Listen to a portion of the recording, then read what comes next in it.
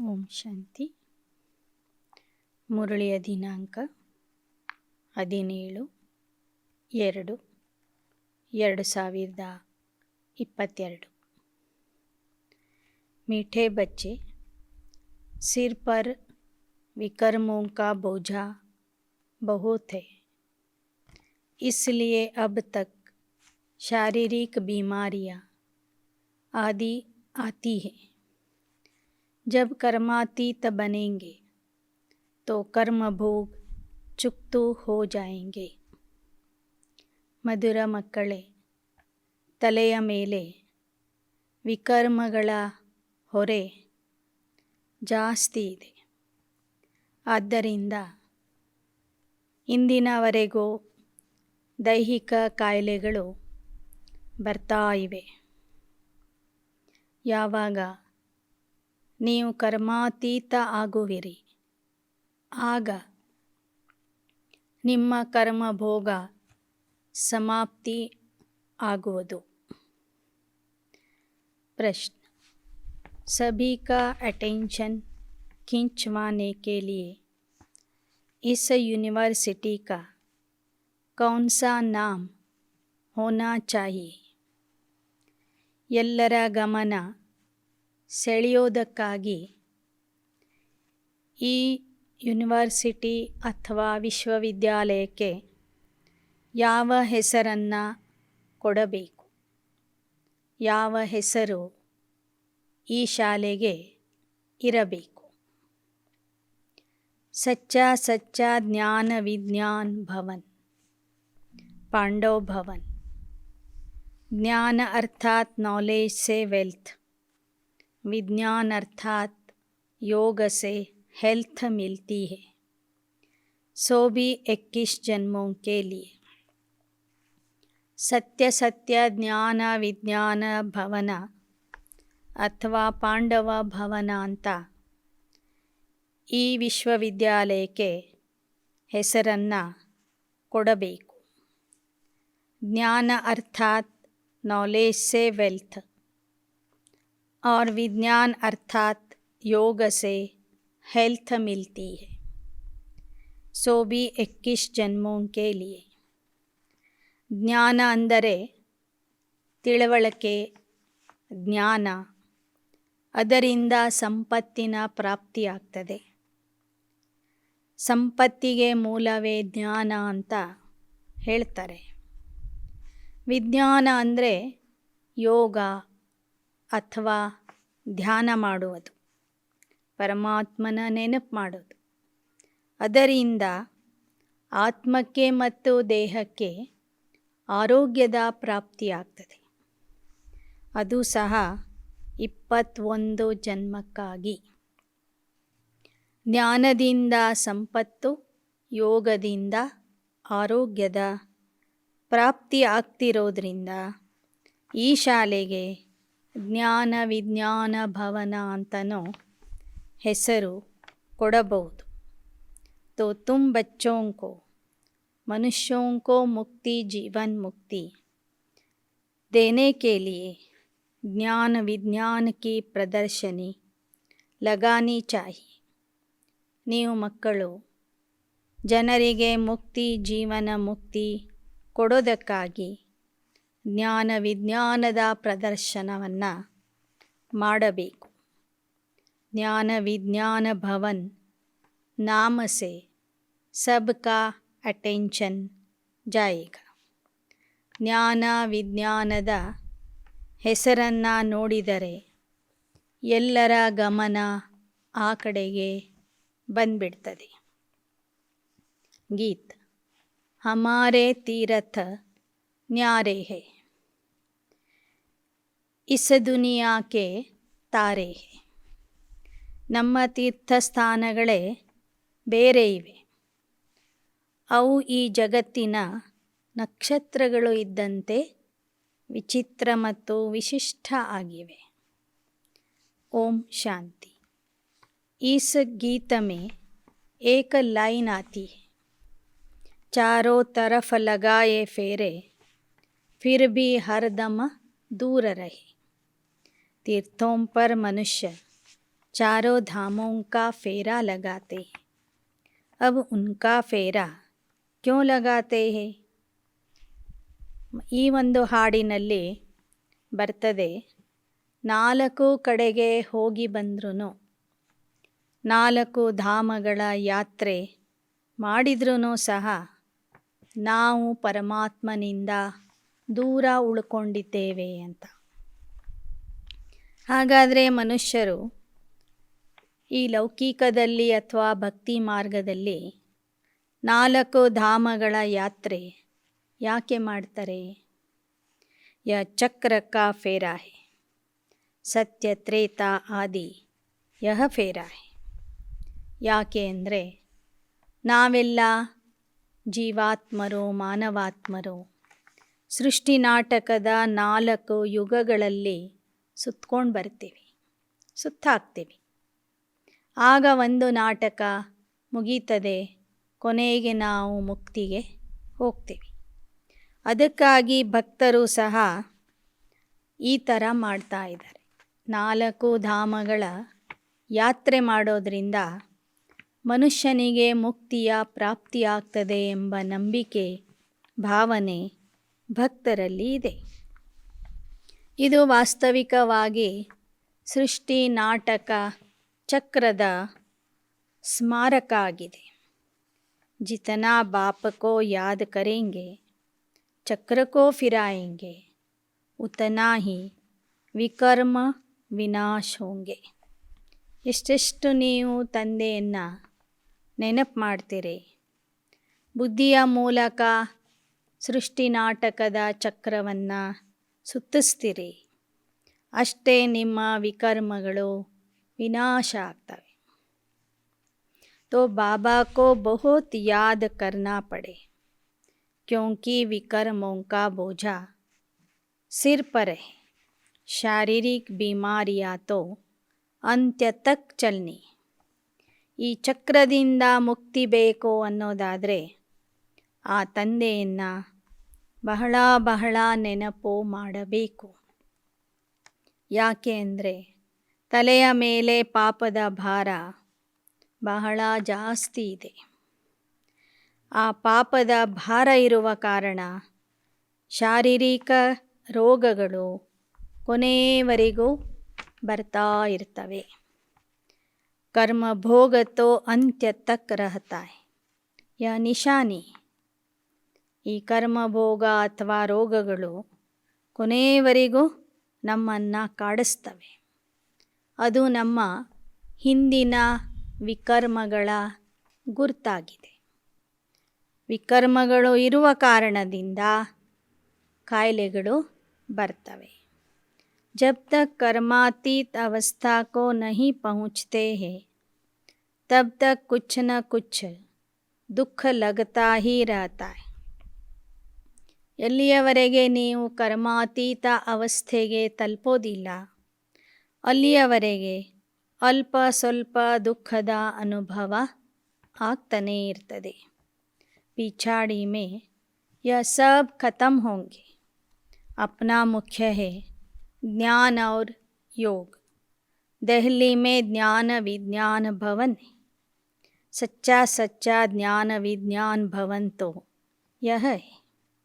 ಬಾಬಾ ಹೇಳ್ತಾರೆ, ಕೊನೆಗೆ ಕರ್ಮಾತೀತ ಅವಸ್ಥೆಗೆ ತಲುಪಿದಾಗ ಕರ್ಮಭೋಗ ಸಮಾಪ್ತಿಯಾಗ್ತದೆ. ಈಗ ನಮಗೆ ಅತ್ಯಂತ ಮುಖ್ಯವಾಗಿ ಬೇಕಾಗಿರುವ ವಿಷಯಗಳು ಅಂದರೆ ಜ್ಞಾನ ಮತ್ತು ಯೋಗ. ದೆಹಲಿಯಲ್ಲಿ ಜ್ಞಾನ ವಿಜ್ಞಾನ ಭವನ ಅಂತ ಇದೆ. ಆದರೆ ನಿಜವಾದ ಜ್ಞಾನ ವಿಜ್ಞಾನ ಭವನ ಈಶ್ವರೀಯ ವಿಶ್ವವಿದ್ಯಾಲಯ ಆಗಿದೆ. ಜ್ಞಾನಮಾನ ನಾಲೆಜ್ ಜೀವನ್ ಮುಕ್ತಿ, ವಿಜ್ಞಾನಮಾನ मुक्ति. योग को विज्ञान कहा जाता. विज्ञान से मुक्ति, ज्ञान से जीवन मुक्ति. ಜ್ಞಾನದಿಂದ ಸ್ವರ್ಗದ ಪ್ರಾಪ್ತಿ, ಜೀವನ ಮುಕ್ತಿಯ ಪ್ರಾಪ್ತಿಯಾಗ್ತದೆ. ವಿಜ್ಞಾನ ಅಂದರೆ ಯೋಗದಿಂದ ಆತ್ಮ ಪವಿತ್ರ ಆಗಿ ಮುಕ್ತಿಗೆ ಹೋಗ್ತದೆ. ಜ್ಞಾನದಿಂದ ಜೀವನ ಮುಕ್ತಿ, ವಿಜ್ಞಾನದಿಂದ ಮುಕ್ತಿಯ ಪ್ರಾಪ್ತಿಯಾಗ್ತದೆ. तो ज्ञान विज्ञान भवन यह उनको समझानी भी देनी पड़े. ज्ञान विज्ञान की प्रदर्शनी होनी चाहिए. उस ज्ञान विज्ञान भवन में तो सभी मनुष्य और फॉरेनर्स आदि आकर के भारत का सहज योग और ಜ್ಞಾನ समझे. ಬಾಬಾ ಹೇಳ್ತಾರೆ, ದೆಹಲಿಯಲ್ಲಿ ಇರುವಂಥ ಜ್ಞಾನ ವಿಜ್ಞಾನ ಭವನದಲ್ಲಿ ನೀವು ಈ ಆಧ್ಯಾತ್ಮಿಕ ಜ್ಞಾನ ವಿಜ್ಞಾನದ ಪ್ರದರ್ಶನವನ್ನು ಹಾಕಿರಿ. ಆಗ ಅಲ್ಲಿ ದೇಶ ಹಾಗೂ ವಿದೇಶದ ಜನ ಬಂದು ಅದನ್ನು ನೋಡ್ತಾರೆ. ಅವರಿಗೆ ನೀವು ಸಹಜ ಯೋಗ ಮತ್ತು ಸಹಜ ಜ್ಞಾನವನ್ನು ತಿಳಿಸಿಕೊಡಿ. मनुष्य तो परमात्मा को सर्वव्यापी कहते. जैसे हम लिखते हैं रियल गीता, वैसे लिखना पड़े ज्ञान विज्ञान भवन. बाबा डायरेक्शन देते हैं कि रियल ज्ञान विज्ञान भवन पांडव भवन नाम लगा दो तो क्लियर हो जाएगा.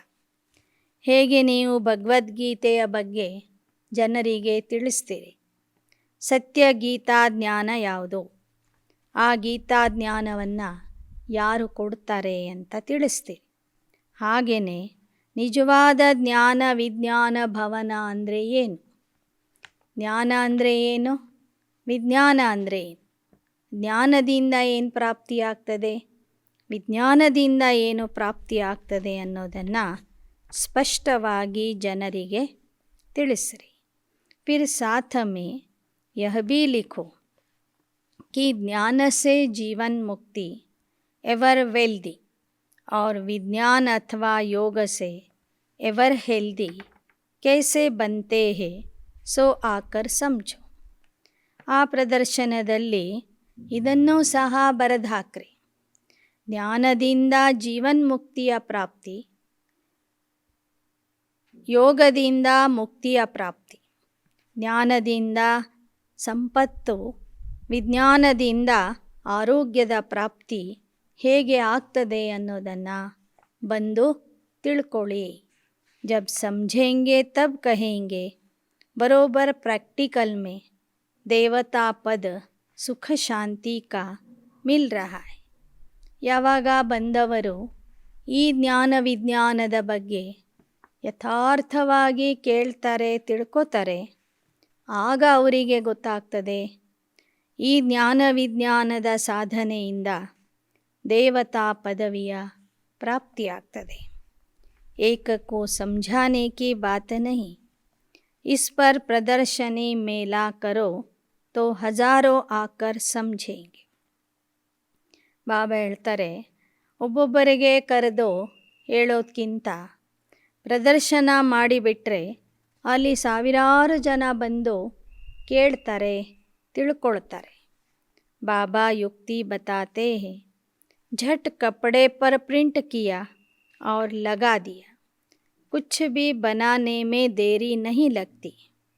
ಬಾಬಾ ಹೇಳ್ತಾರೆ, ಪ್ರದರ್ಶನದಲ್ಲಿ ಯಾವ ಯಾವ ಚಿತ್ರಗಳನ್ನು ಹಾಕಬೇಕು ಅನ್ನೋದಕ್ಕೆ ಶಿವಬಾಬವರು ಸಲಹೆ ಕೊಟ್ಟ ಕೂಡಲೇ ಅದನ್ನು ನೀವು ಬಟ್ಟೆಯ ಮೇಲೆ ಪ್ರಿಂಟ್ ಮಾಡಿ ತಕ್ಷಣ ಹೋಗಿ ಪ್ರದರ್ಶನದಲ್ಲಿ ಅದನ್ನು ಹಾಕಬೇಕು. ಕುछ भी बनाने में देरी नहीं लगती, ಚಿತ್ರ ಹಮಾರೆ ಬಹುತ್ ಅಚ್ಚೆ. ಈಗಿನ ಕಾಲದಲ್ಲಿ ಯಾವುದೇ ಒಂದು ಚಿತ್ರ ಆಗಲಿ, ಒಂದು ಪ್ರಿಂಟ್ ಆಗಲಿ ಮಾಡಲಿಕ್ಕೆ ಹೆಚ್ಚಿನ ಸಮಯ ಬೇಕಿಲ್ಲ. ನಮ್ಮ ಹತ್ರ ಒಳ್ಳೊಳ್ಳೆ ಚಿತ್ರಗಳಿವೆ. कोई भी देशी चाहे विदेशी आकर समझे. बाबा कहते सृष्टि चक्र का चित्र बहुत बड़ा बनाना चाहिए, उसके बाजू में फिर विराट रूप का चित्र.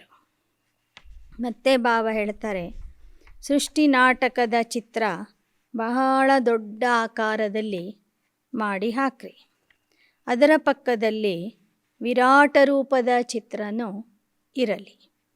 ऊपर में चोटी, सिर्फ शिव नहीं, त्रिमूर्ति तो जरूर हो, क्योंकि सिद्ध करना है ಬ್ರಹ್ಮ ದ್ವಾರ ಸ್ಥಾಪನ. ಆ ವಿರಾಟ ರೂಪದ ಚಿತ್ರದಲ್ಲಿ ಮೇಲೆ ಶಿವಬಾಬಾವ್ರ ಚಿತ್ರ ತೋರಿಸ್ರಿ.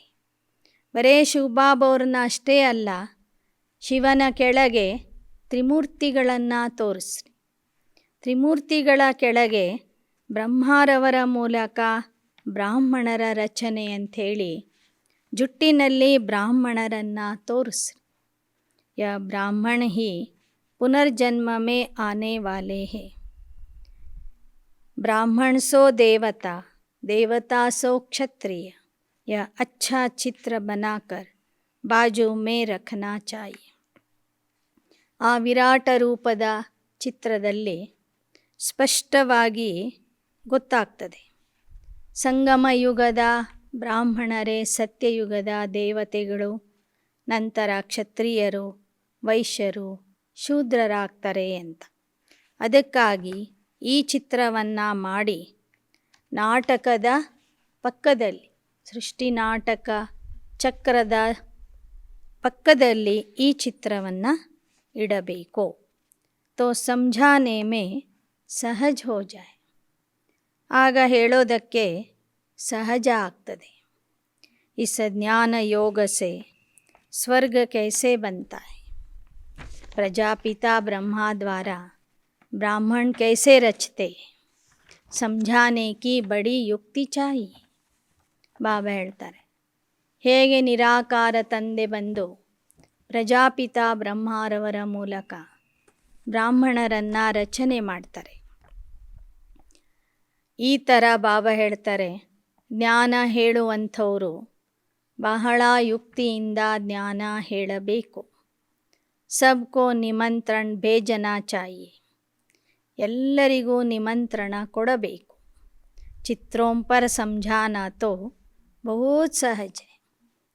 ಬಾಬಾ ಹೇಳ್ತಾರೆ, ಒಬ್ಬೊಬ್ಬರಿಗೆ ಕುಳಿತು ಕೋರ್ಸ್ ಕೊಡೋದಕ್ಕಿಂತ ಪ್ರದರ್ಶನದಲ್ಲಿ ಬರುವಂಥವ್ರಿಗೆ ಚಿತ್ರಗಳನ್ನು ತೋರಿಸಿ ಜ್ಞಾನ ಹೇಳುವುದು ಬಹಳ ಸಹಜ ಇದೆ. यह ब्रह्मा कुमार कुमारिया कोटों में कोई बनते, उनमें भी आश्चर्यवत पश्यन्ति सुनन्ति कथन्ति भागन्ति हो जाते. ಬ್ರಹ್ಮ ಕುಮಾರ್ ಕುಮಾರಿಯರು ಕೋಟಿಯಲ್ಲಿ ಕೆಲವರು ಮಾತ್ರ ತಯಾರಾಗ್ತಾರೆ. ಉಳಿದ ಅನೇಕ ಜನ ಆಶ್ಚರ್ಯದಿಂದ ಈ ಜ್ಞಾನ ಅಥವಾ ಚಿತ್ರಗಳನ್ನು ನೋಡ್ತಾರೆ, ಕೇಳ್ತಾರೆ, ವರ್ಣನೆನೂ ಮಾಡ್ತಾರೆ, ಮತ್ತು ತಂದೆಯ ಕೈ ಬಿಟ್ಟು ಓಡಿ ಹೋಗ್ತಾರೆ. यहाँ गरीब भी है तो साहूकार भी है, तो बीच वाले भी है. ಸಾಹುಕಾರ ಜಲ್ದಿ ನಹಿ ಉಠ್ ಸಕ್ತೆ. ಜ್ಞಾನ ಕೇಳುವಂಥವರಲ್ಲಿ ಬಡವರೂ ಇದ್ದಾರೆ, ಶ್ರೀಮಂತರೂ ಇದ್ದಾರೆ, ಮಧ್ಯಮ ವರ್ಗದವರು ಇದ್ದಾರೆ. ಶ್ರೀಮಂತರು ಅಷ್ಟು ಬೇಗ ಈ ಜ್ಞಾನ ತಿಳ್ಕೊಳ್ಳೋದಿಲ್ಲ, ಒಪ್ಕೊಳ್ಳೋದಿಲ್ಲ. बाबा ने तो समझा दिया कि ज्ञान यज्ञ में अनेक प्रकार के विघ्न तो पड़ेंगे, बहुत अत्याचार होंगे, कामेशु क्रोधेशु है ना, विष न मिलने के कारण ಮಾರ್ತೆ. ಬಾಬೋರಂತೂ ಹೇಳಿಬಿಟ್ಟಿದ್ದಾರೆ, ಈ ಜ್ಞಾನ ಯಜ್ಞದಲ್ಲಿ ಅನೇಕ ಪ್ರಕಾರದ ವಿಘ್ನಗಳು ಬರ್ತವೆ. ಅನೇಕ ರೀತಿಯಿಂದ ಕುಮಾರಿಯರು ಮಾತೆಯರ ಮೇಲೆ ಅತ್ಯಾಚಾರನೂ ನಡೀತದೆ. ಕಾಮ ಕ್ರೋಧದ ಕಾರಣದಿಂದ ಮಾತೆಯರಿಗೆ ಕನ್ಯೆಯರಿಗೆ ಹಿಂಸೆ ಮಾಡ್ತಾರೆ. ವಿಕಾರದ ವಿಷ ಸಿಗದೇ ಇರೋದರಿಂದ ಅನೇಕ ಮಹಿಳೆಯರಿಗೆ ಹಿಂಸೆ ಮಾಡ್ತಾರೆ, ಅತ್ಯಾಚಾರ ಮಾಡ್ತಾರೆ. ಕನ್ಯಾओं को भी शादी के लिए बहुत मारते. बाबा कहते, जो श्रीमत पर चलेंगे वो ಶ್ರೇಷ್ಠಾಚಾರಿ ಬನೇಂಗೆ. ಕುಮಾರಿಯರಿಗೆ ಮದುವೆ ಮಾಡ್ಕೊಳ್ಳಿ ಅಂಥೇಳಿ ಬಹಳ ಒತ್ತಾಯ ಮಾಡ್ತಾರೆ, ಬಹಳ ಹಿಂಸೆ ಮಾಡ್ತಾರೆ. ಆದರೆ ಬಾಬಾ ಹೇಳ್ತಾರೆ, ಯಾರು ಅದನ್ನೆಲ್ಲ ಸಹನೆ ಮಾಡಿಕೊಂಡು ನನ್ನ ಶ್ರೀಮತದಂತೆ ನಡೀತಾರೋ ಅವರೇ ಶ್ರೇಷ್ಠಾಚಾರಿ ಆಗ್ತಾರೆ. बाप आते हैं पतित भ्रष्टाचारी दुनिया में. इस रावण राज्य में पहले काम महाशत्रु है. श्रेष्ठाचारी राज्य को कहा जाता संपूर्ण निर्विकारी राज्य. उनमें विकार होता ही नहीं. तब यह प्रश्न भी नहीं उठ सकता कि वहाँ पैदाइश कैसे होगी. ತಂದೆ ಬರುವುದು ಭ್ರಷ್ಟಾಚಾರಿ ಜಗತ್ತಿನಲ್ಲಿ ಬಂದು ಭ್ರಷ್ಟಾಚಾರಿ ಜಗತ್ತನ್ನು ಶ್ರೇಷ್ಠಾಚಾರಿ ಜಗತ್ತಿನಲ್ಲಿ ಪರಿವರ್ತನೆ ಮಾಡ್ತಾರೆ. ಆ ಶ್ರೇಷ್ಠಾಚಾರಿ ರಾಜ್ಯದಲ್ಲಿ ಎಲ್ಲರೂ ಸಂಪೂರ್ಣ ನಿರ್ವಿಕಾರಿಗಳು ಆಗಿರ್ತಾರೆ. ವಿಕಾರನೇ ಅಲ್ಲಿ ಇರೋದಿಲ್ಲ. ಆಗ ಮಕ್ಕಳು ಹೇಗೆ ಹುಟ್ಟುತ್ತಾರೆ ಎಂಬ ಪ್ರಶ್ನೆಯು ಅಲ್ಲಿ ಬರೋದಿಲ್ಲ. अरे राम राज्य में विष होता ही नहीं. इस समय श्रेष्ठाचारी कोई हो न सके. श्रेष्ठाचारी बनाना एक परमात्मा का ही काम है. ಬಾಬಾ ಹೇಳ್ತಾರೆ, ರಾಮರಾಜ್ಯದಲ್ಲಿ ವಿಷನೇ ಇರೋದಿಲ್ಲ. ಅದು ಶ್ರೇಷ್ಠಾಚಾರಿ ರಾಜ್ಯ ಆಗಿರ್ತದೆ. ಶ್ರೇಷ್ಠಾಚಾರಿಯನ್ನಾಗಿ ಮಾಡುವಂಥವರು ಪರಮಾತ್ಮ ಆಗಿದೆ. ಭ್ರಷ್ಟಾಚಾರಿಗಳನ್ನು ಶ್ರೇಷ್ಠಾಚಾರಿಗಳನ್ನಾಗಿ ಮಾಡುವುದು ಪರಮಾತ್ಮನ ಕೆಲಸ ಆಗಿದೆ. ಸ್ವರ್ಗತೋ ಹೈ वाइसलेस वर्ल्ड, वहाँ विष होता ही नहीं, क्योंकि रावण राज्य ही नहीं. अभी तुम राज्य लेते हो योग बल से. रावण का खात्मा अब होना ही है. अभी है संगम युग. ಈಗ ನೀವು ನಿಮ್ಮ ಪವಿತ್ರ ರಾಜ್ಯವನ್ನು ಯೋಗ ಬಲದಿಂದ ಪಡ್ಕೊಳ್ತಾ ಇದ್ದೀರಿ. ಕೊನೆಗೆ ರಾವಣನ ರಾಜ್ಯ ಸಮಾಪ್ತಿಯಾಗಲಿದೆ, ಖತಮ್ ಆಗಲಿದೆ. ಈಗ ಸಂಗಮ ಯುಗ ನಡೆದಿದೆ. ತುಮ್ ಸಂಪೂರ್ಣ ಬನ್ ರಹೆ ಹೋ. सतयुग की जब आदि होती है तब वहाँ एक भी विकारी हो न सके. ಈಗ ನೀವು ಸಂಪೂರ್ಣ ಆಗಲಿಕ್ಕೆ ಪುರುಷಾರ್ಥ ಮಾಡ್ತಿದ್ದೀರಿ, ಸಂಪೂರ್ಣ ಆಗ್ತಿದ್ದೀರಿ. ಸತ್ಯಯುಗದಲ್ಲಿ ಒಬ್ಬರೂ ವಿಕಾರಿ ಇರೋದಿಲ್ಲ. ಸಂಗಮ್ ಪರ್ ದೋನೋ ಹೇ. ಆದರೆ ಸಂಗಮ ಯುಗದಲ್ಲಿ ಎರಡೂ ಪ್ರಕಾರದ ಜನ ಇದ್ದಾರೆ. ಮೈಲಾ ಪಾನಿ और सफ़ेद पानी, उनका ही संगम कहा जाता है. ಒಂದು ಕಡೆ ವಿಕಾರಿಗಳು ಇದ್ದಾರೆ, ಇನ್ನೊಂದು ಕಡೆ ಪವಿತ್ರ ಬ್ರಾಹ್ಮಣರು ಇದ್ದಾರೆ. ಹೇಗೆ ಒಮ್ಮೊಮ್ಮೆ ಮಲಿನವಾದ ನೀರು ಮತ್ತು ಸ್ವಚ್ಛವಾದ ನೀರು ಒಂದು ಕಡೆ ಸೇರ್ತಾ ಇರ್ತದೆ. ಎರಡು ನದಿಗಳ ಸಂಗಮ ಆಗ್ತದೆ. ಒಂದು ನದಿಯ ನೀರು ಕಪ್ಪಿರ್ತದೆ, ಇನ್ನೊಂದು ನದಿಯ ನೀರು ಬೆಳ್ಳಗಿರ್ತದೆ. मेला जब चलता है तो फिर देखने में आता है. जब मेला चला जाएगा फिर देखने में भी नहीं आएगा. ಬಾಬಾ ಹೇಳ್ತಾರೆ, ಸ್ಥೂಲವಾದ ಸಂಗಮದಲ್ಲಿ ಕಪ್ಪು ನೀರು ಬಿಳಿ ನೀರಿನ ಸಂಗಮವನ್ನು ನೋಡಬಹುದು. ಆದರೆ ಇಲ್ಲಿ ಏನೋ ವಿಕಾರಿಗಳು ಮತ್ತು ನಿರ್ವಿಕಾರಿಗಳ ಸಂಗಮ ನಡೀತಾ ಇದೆ. ಇದು ಈ ಸಂಗಮ ಯುಗ ಮುಗೀತಿದ್ದಂಗೆ ಈ ಮೇಳನೂ ಮುಗೀತದೆ. ಆಗ ಕೇವಲ ನಿರ್ವಿಕಾರಿಗಳು ಮಾತ್ರ ಈ ಪ್ರಪಂಚದಲ್ಲಿ ಇರ್ತಾರೆ. ಅಭಿ ದುನಿಯಾ ಕಾ ಭಿ ಸಂಗಮ್ ಹೇ. ಆತ್ಮ और परमात्मा का यह संगम है. बाकी नदी और सागर का संगम तो परंपरा से चला आता है.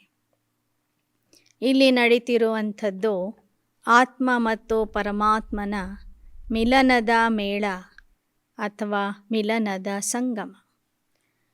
ಉಳಿದ ಸಂಗಮಗಳಂತೂ ಯುಗ ಯುಗಾಂತರದಿಂದ ಆಗ್ತಾನೇ ಇದ್ದಾವೆ. ನದಿಗಳು ಹಾಗೂ ಸಮುದ್ರದ ಸಂಗಮ ಅಲ್ಲಲ್ಲಿ ಆಗ್ತಾನೇ ಇರ್ತದೆ. ನದಿ ತೋ ಸಾಗರ್ ಮೇ ಹಿ ಪಡೇಗಿ, ಬಾಕಿ ಪಾನಿ ಕಾ ಫರ್ಕ್ ತೋ ಹೋತಾ ಹಿ. ಪ್ರಕೃತಿಯಲ್ಲಿ ಹುಟ್ಟಿದ ಎಲ್ಲ ನದಿಗಳು ಸಾಗರಕ್ಕೆ ಹೋಗಿ ಸೇರ್ತವೆ. ಸಾಗರಕ್ಕೆ ಹೋಗಿ ಸೇರುವ ಜಾಗಕ್ಕೆ ಸಂಗಮ ಅಂತ ಹೇಳ್ತಾರೆ. ಅಲ್ಲಿ ಅನೇಕ ಜಾತ್ರೆಗಳನ್ನು ಮಾಡ್ತಾರೆ. ಬಾಬಾ ಹೇಳ್ತಾರೆ, ಎಲ್ಲ ನದಿಗಳಲ್ಲಿ ಇರೋದು ನೀರೇ. ಸ್ವಲ್ಪ ನೀರಿನ ಬಣ್ಣದಲ್ಲಿ, ರುಚಿಯಲ್ಲಿ ವ್ಯತ್ಯಾಸ ಇರ್ತದೆ ಅಷ್ಟೇ. बाप के सिवाय कोई भी मनुष्य त्रिकालदर्शी त्रिलोकी नाथ बना नहीं सकता. त्रिकालदर्शी और त्रिलोकी नाथ तुम ही बनते, कृष्ण को नहीं कह सकते. त्रिलोकी नाथ तीनों कालों का जानने वाला एक ही है. सिवाय परमपिता परमात्मा के दूसरा कोई होता नहीं. ನಿಜವಾದ ತ್ರಿಲೋಕಿನಾಥ, ತ್ರಿಕಾಲದರ್ಶಿ ಯಾರು ಅಂದರೆ ಪರಮಾತ್ಮ ಒಬ್ಬನೇ.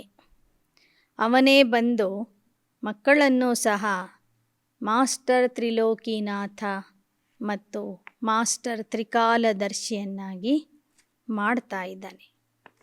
ಲಕ್ಷ್ಮೀನಾರಾಯಣ ಕೋ ತೀನೋं लोकों अथवा तीनों कालों का ज्ञान नहीं. अभी तो हमारे पास सारा ज्ञान है. त्रिलोक का भी ज्ञान है. जो बाबा का टाइटल है वह ब्राह्मणों को भी मिल सकता है. ಲಕ್ಷ್ಮೀನಾರಾಯಣರಿಗೆ ಸತ್ಯಯುಗದಲ್ಲಿ 3 ಕಾಲದ ಜ್ಞಾನ ಗೊತ್ತಿರೋದಿಲ್ಲ. ಸಂಗಮಯುಗದ ಬ್ರಾಹ್ಮಣರಿಗೆ ಗೊತ್ತಿದೆ. ತ್ರಿಲೋಕದ ಜ್ಞಾನನೂ ಗೊತ್ತಿದೆ, ತ್ರಿಕಾಲದ ಜ್ಞಾನನೂ ಗೊತ್ತಿದೆ. ಆದ್ದರಿಂದ ತಂದೆಯ ಬಿರುದನ್ನು ಸಂಗಮಯುಗದಲ್ಲಿ ತಂದೆ ಮಕ್ಕಳಿಗೂ ಕೊಡ್ತಾರೆ. ಮಾಸ್ಟರ್ ತ್ರಿಲೋಕಿನಾಥ್, ತ್ರಿಕಾಲದರ್ಶಿ ನೀವಾಗಿದ್ದೀರಿ ಅಂತ ಬಾಬಾ ಹೇಳ್ತಾರೆ. जो अपने को त्रिलोकीनाथ त्रिकालदर्शी समझते हैं वह दूसरों को आप समान बनाने में बिजी होंगे. सबको निमंत्रण देना चाहिए.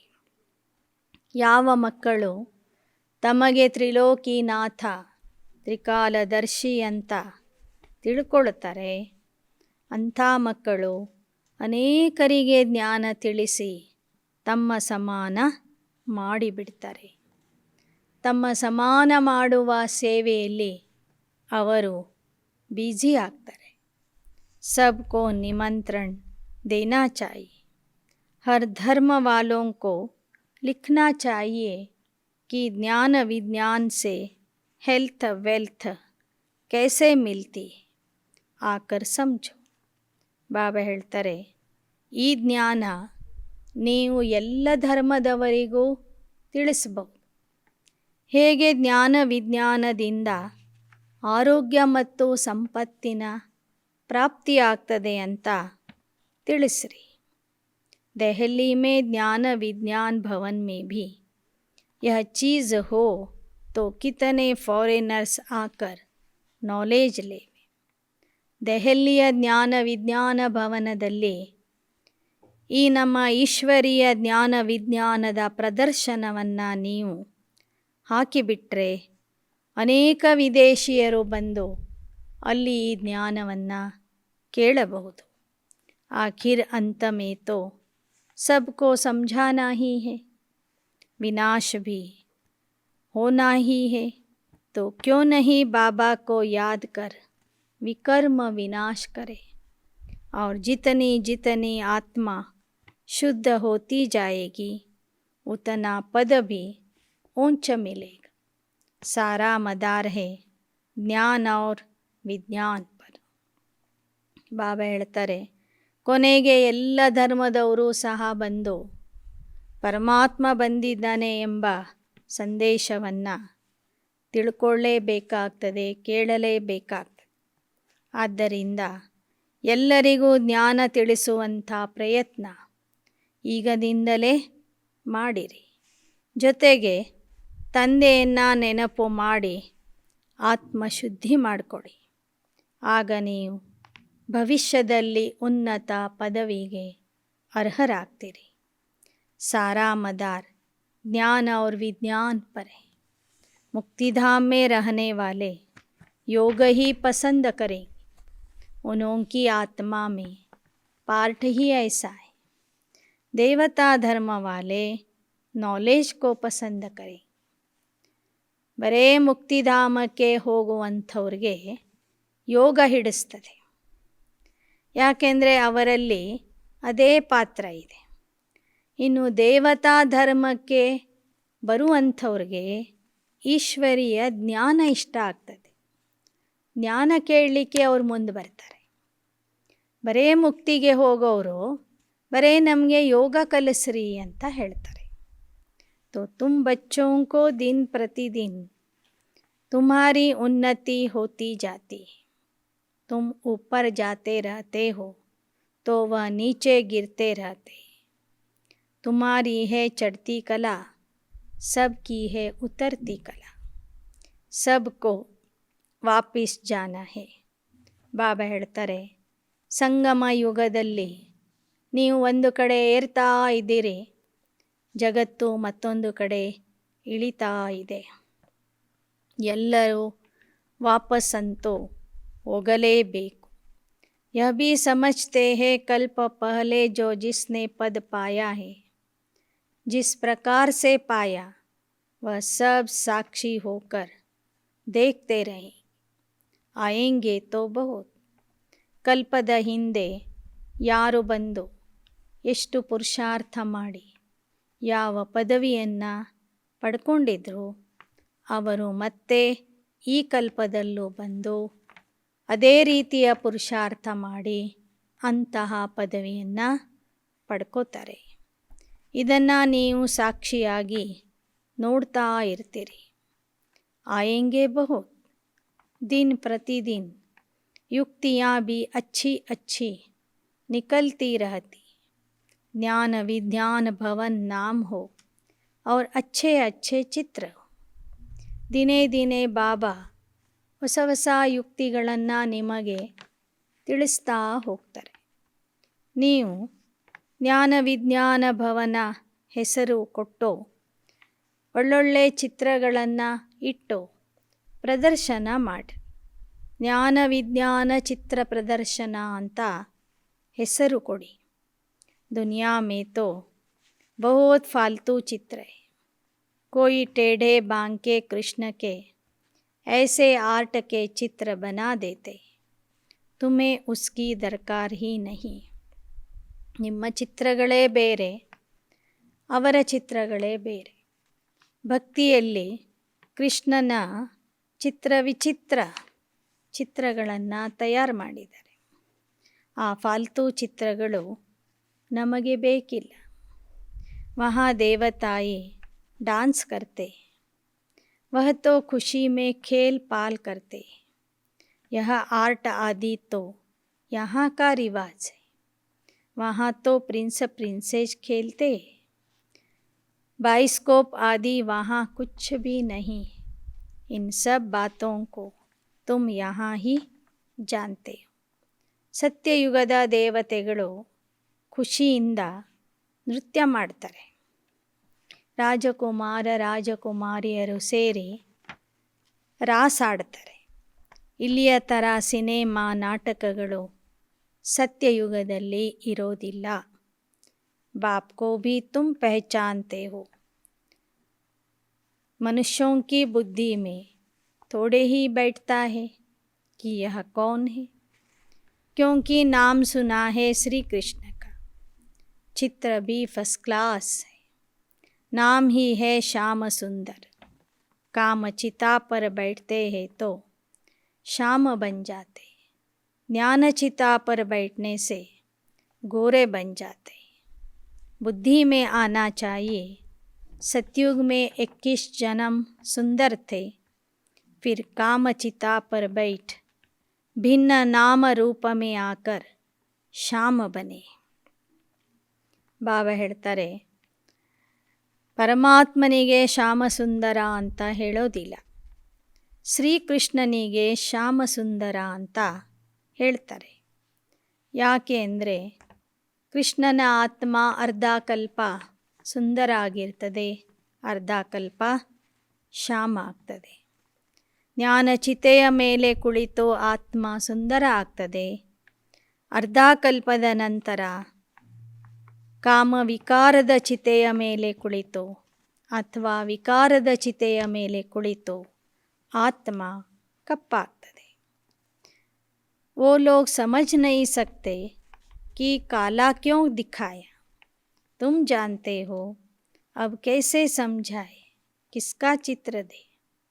श्याम और सुंदर इनको ही कहे, ऐसे नहीं रामचंद्र को भी श्याम सुंदर कहते हैं, उनको फिर काला क्यों किया है, यह समझते नहीं. ಬಾಬಾ ಹೇಳ್ತಾರೆ, ಸಂಪೂರ್ಣವಾಗಿ ಸುಂದರ ಆಗೋನು, ಸಂಪೂರ್ಣವಾಗಿ ಶ್ಯಾಮ ಆದವನು ಶ್ರೀಕೃಷ್ಣ. ಆದ್ದರಿಂದ ಶ್ರೀಕೃಷ್ಣನಿಗೆ ಶ್ಯಾಮ ಸುಂದರ ಅಂತ ಹೇಳಲಾಗ್ತದೆ. ಕೃಷ್ಣನ ಚಿತ್ರ ತೋರಿಸಿ ಶ್ಯಾಮಸುಂದರ ಶಬ್ದದ ಅರ್ಥ ನೀವು ಜನರಿಗೆ ತಿಳಿಸಬಹುದು. ಅದೇ ರಾಮನಿಗೆ ಶ್ಯಾಮಸುಂದರ ಅಂತ ಹೇಳೋದಿಲ್ಲ. ವಾಸ್ತವಿಕವಾಗಿ ರಾಮನ ಆತ್ಮನು ದ್ವಾಪರ ಕಲಿಯುಗದಲ್ಲಿ ಕಪ್ಪಾಗ್ತದೆ. ಆದರೆ ರಾಮನಿಗೆ ಶ್ಯಾಮಸುಂದರ ಅಂತ ಹೇಳೋದಿಲ್ಲ. ಯಾಕೆ ಅಂದರೆ ರಾಮನ ಆತ್ಮ ಸತ್ಯಯುಗದಿಂದ ಬಂದಿಲ್ಲ. ಸತ್ಯಯುಗದಿಂದ ಬಂದವರು ಕಲ್ಪದಲ್ಲಿ ಅರ್ಧ ಭಾಗ ಸುಂದರ ಆಗಿರ್ತಾರೆ, ಅರ್ಧ ಭಾಗ ಶ್ಯಾಮ ಆಗಿರ್ತಾರೆ. ಅವರಿಗೆ ಮಾತ್ರ ಶ್ಯಾಮ ಸುಂದರ ಅಂತ ಹೇಳಬಹುದು. ಆದರೆ ಭಕ್ತಿ ಮಾರ್ಗದಲ್ಲಿ ರಾಮನಿಗೂ ಕಪ್ಪು ಬಣ್ಣ ಕೊಟ್ಟಿದ್ದಾರೆ, ನಾರಾಯಣನಿಗೂ ಕಪ್ಪು ಬಣ್ಣ ಕೊಟ್ಟಿದ್ದಾರೆ, ಶಂಕರನಿಗೂ ನೀಲಿ ಬಣ್ಣ ಅಥವಾ ಕಪ್ಪು ಬಣ್ಣ ತೋರಿಸಿದರೆ ಅರ್ಥ ಒಬ್ಬರಿಗೂ ಗೊತ್ತಿಲ್ಲ ಅಂತ ಹೇಳ್ತಾರೆ ಬಾಬಾ. ಸಮಜ್ತೆ ನಹಿ, ಇಸ್ ಸಮಯ ತೋ सब काले ही काले. प्रदर्शनी में सीखने का चांस बहुत अच्छा है. हो सकता है अच्छी अच्छी बच्चियाँ मैदान में आ जाए, बाकी दूसरे सीखते रहे. ಬಾಬಾ ಹೇಳ್ತಾರೆ, ಪ್ರದರ್ಶನದಲ್ಲಿ ಹೇಳುವಂಥವ್ರಿಗೂ ಅವಕಾಶ ಇದೆ, ಕಲಿಯುವಂಥವ್ರಿಗೂ ಅವಕಾಶ ಇದೆ. ಒಳ್ಳೊಳ್ಳೆ ಕುಮಾರಿಯರು ಜ್ಞಾನ ಹೇಳುವಂಥವರು ಮೈದಾನಕ್ಕೆ ಬಂದುಬಿಟ್ರೆ, ಪ್ರದರ್ಶನದ ಸಮಯದಲ್ಲಿ ಜ್ಞಾನ ಹೇಳಲಿಕ್ಕೆ ಒಳ್ಳೊಳ್ಳೆ ಮಕ್ಕಳು ಬಂದುಬಿಟ್ರೆ ಉಳಿದವರು ಅವರಿಂದ ಕಲಿತಾರೆ. ನಿಮಂತ್ರಣ ತೋ ಸಬ್ಕೋ ದೇನಾ ಹೈ. ಆದ್ದರಿಂದ ನೀವು ಆ ಪ್ರದರ್ಶನ ನೋಡಲಿಕ್ಕೆ ಎಲ್ಲರನ್ನೂ ಕರೀರಿ, ಎಲ್ಲ ಧರ್ಮದವರನ್ನೂ ಕರೀರಿ. ಭಲ್ ಕೋಯಿ ಗಾಲಿ ದೇ, ಗಾಲಿಯಾँ ತೋ ಸಂಗಮ್ ಪರ್ ಖಾನಿ ಹಿ ಹೈ. ಭಲೆ ಬರುವಂಥವರು ನಿಮಗೆ ಬೈಲಿ, ನಿಂದನೆ ಮಾಡಲಿ, ವಿರೋಧ ಮಾಡಲಿ, ಆದರೆ ನೀವು ಕರೆಯೋದನ್ನು ಬಿಡಬಾರದು. ಎಲ್ಲ ವರ್ಗದವರಿಗೆ, ಎಲ್ಲ ಧರ್ಮದವರಿಗೆ, ಎಲ್ಲ ಜಾತಿಯವರಿಗೆ, ಎಲ್ಲರಿಗೂ ಸಹ ನೀವು ಆ ಪ್ರದರ್ಶನ ನೋಡಲಿಕ್ಕೆ ನಿಮಂತ್ರಣ ಕೊಡಿ. ಸಂಗಮ ಯುಗದಲ್ಲಿನೇ ನಾವು ನಿಂದನೆಯನ್ನು ಸಹನೆ ಮಾಡಬೇಕಾಗ್ತದೆ, ಗ್ಲಾನಿಯನ್ನು ಸಹನೆ ಮಾಡಬೇಕಾಗ್ತದೆ. अच्छा मीठे मीठे सिकीलदे बच्चों प्रति मात पिता बाप दादा का याद प्यार और गुड मॉर्निंग. रूहानी बाप की रूहानी बच्चों को नमस्ते. रूहानी बच्चों की रूहानी बाप दादा को याद प्यार, गुड मॉर्निंग और नमस्ते नमस्ते नमस्ते. धारणा के लिए मुख्य सार. ಧಾರಣೆಗಾಗಿ ಮುಖ್ಯಾಂಶಗಳು. श्रीमत पर चलकर श्रेष्ठाचारी बनना है। काम महाशत्रु पर विजयी बन संपूर्ण निर्विकारी बनना है। अत्याचारों से डरना नहीं, ಶ್ರೀಮತದಂತೆ ನಡೆದು ಶ್ರೇಷ್ಠಾಚಾರಿ ಆಗಬೇಕು. ಕಾಮ ಮಹಾ ಶತ್ರುವಿನ ಮೇಲೆ ಸಂಪೂರ್ಣ ವಿಜಯಿಯಾಗಿ ಸಂಪೂರ್ಣ ನಿರ್ವಿಕಾರಿ ಆಗಬೇಕು. ಅತ್ಯಾಚಾರಗಳಿಗೆ ಹೆದರಬಾರದು. ಅತ್ಯಾಚಾರಕ್ಕೆ ಹೆದರಬಾರದು. ಎರಡನೇದು, योग बल से आत्मा को शुद्ध बनाना है. त्रिकालदर्शी त्रिलोकी नाथ बन दूसरों को आप समान बनाने की सेवा में बिजी रहना है. ಯೋಗ ಬಲದಿಂದ ಆತ್ಮನನ್ನು ಶುದ್ಧ ಮಾಡಬೇಕು. ತ್ರಿಕಾಲದರ್ಶಿ ತ್ರಿಲೋಕಿ ನಾಥ ಆಗಿ ಅನೇಕರನ್ನು ತಮ್ಮ ಸಮಾನ ಮಾಡುವ ಸೇವೆಯಲ್ಲಿ ಬ್ಯುಸಿ ಮಾಡಬೇಕು. सब धर्म वालों को संदेश जरूर देना है. ಎಲ್ಲ ಧರ್ಮದವರಿಗೂ ಸಂದೇಶವನ್ನು ಅವಶ್ಯವಾಗಿ ಕೊಡಬೇಕು.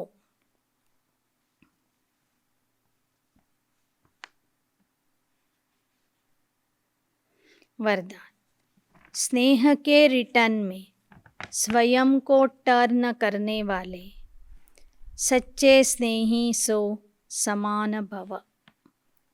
ಸ್ನೇಹದ ಪ್ರತಿಯಾಗಿ ಸ್ವಯಂವನ್ನು ಪರಿವರ್ತನೆ ಮಾಡಿ ತೋರಿಸುವಂತಹ ಸತ್ಯ ಸ್ನೇಹಿ ಸೋ ತಂದೆಯ ಸಮಾನ ಭವ. बाप का बच्चों से अति स्नेह है,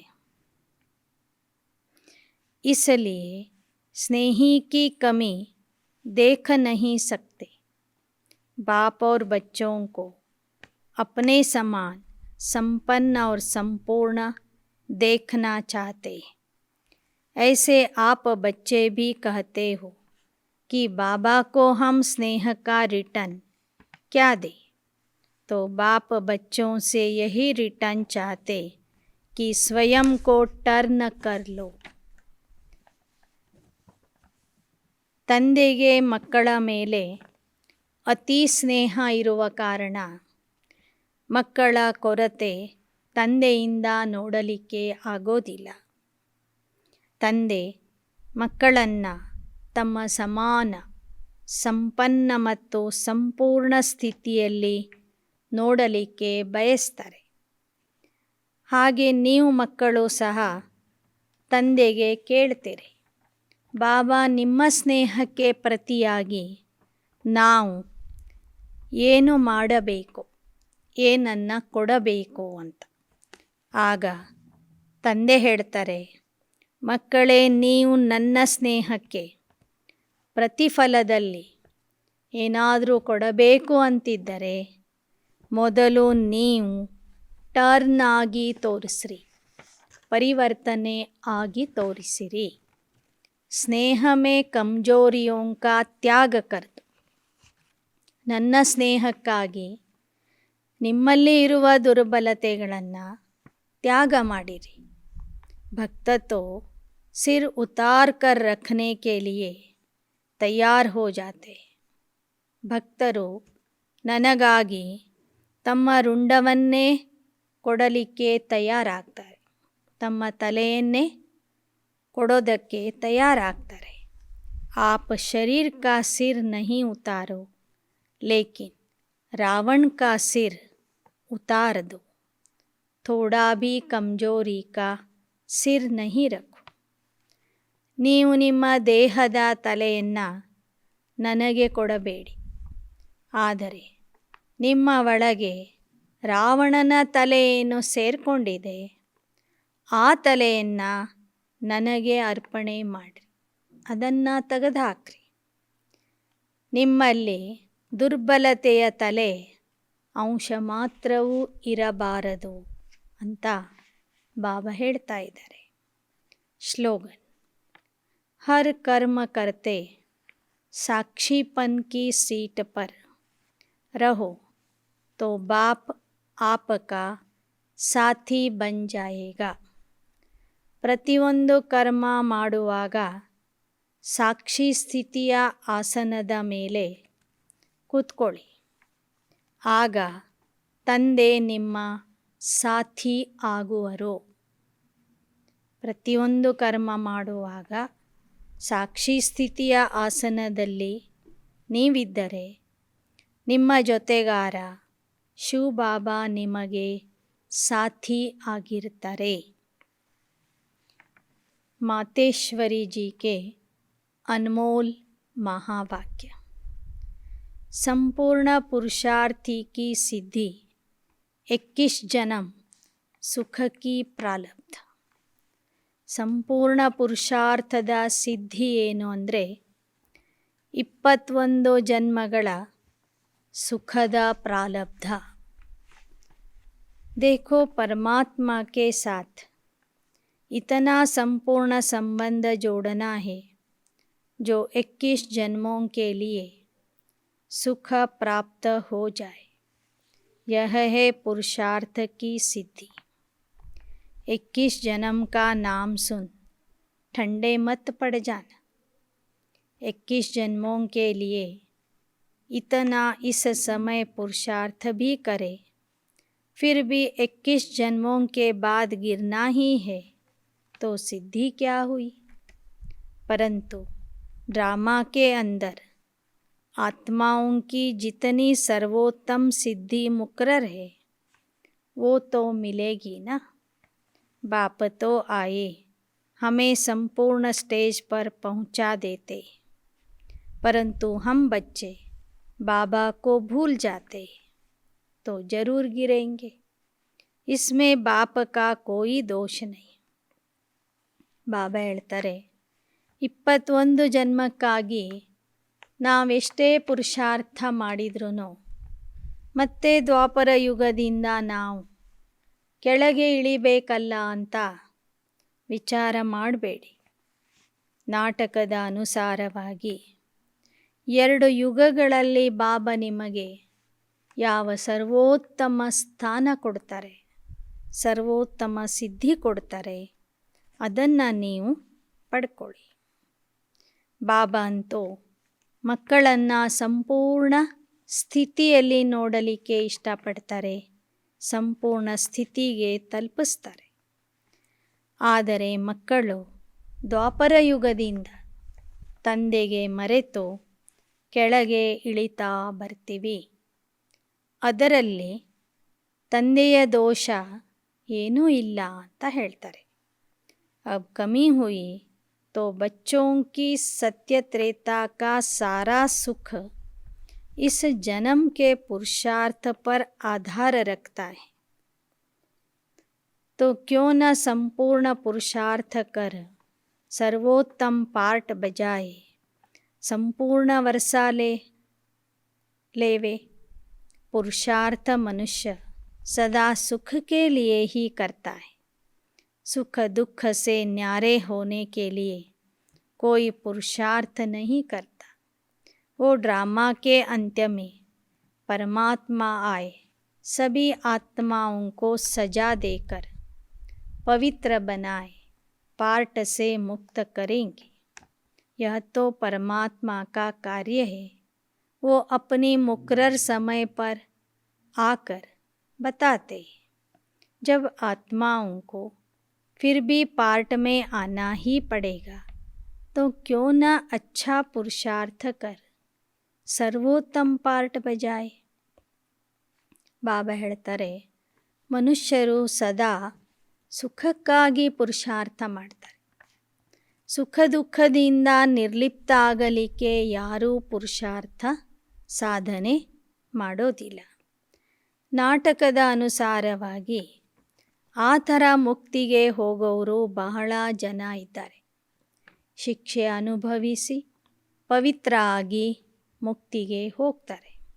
ಆದರೆ ಮಕ್ಕಳಾದಂಥ ನಮಗೆ ವಿಶೇಷವಾಗಿ ಬಾಬಾ ಸರ್ವೋತ್ತಮ ಪಾತ್ರ ಕೊಡ್ತಿರುವಾಗ, ಸರ್ವೋತ್ತಮ ಪ್ರಾರಬ್ಧ ಕೊಡ್ತಿರುವಾಗ ಯಾಕೆ ನಾವು ಅದನ್ನು ಪಡ್ಕೋಬಾರ್ದು?